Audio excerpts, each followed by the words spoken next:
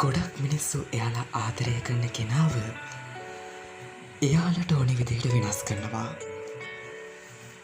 වෙනස් වෙන කෙනා හිතන්නේ මං එයාට ඕනෙ විදිහට වෙනස් වුණාම ආදරේ වැඩි වෙයි කියලා.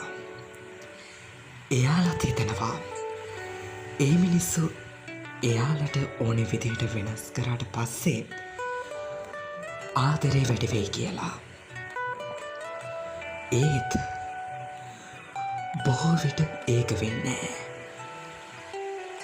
ටික කාලයක් ගියාම එයාලම කියනවා ඔයා ඉස්සර හිටපු කෙනා නෙවෙයි දැන් වෙනස් කියලා. කවදාවත් ඒ අය තේරුම් ගන්නෑ අනිත් කෙනාව වෙනස් කළේ එයාමයි කියලා.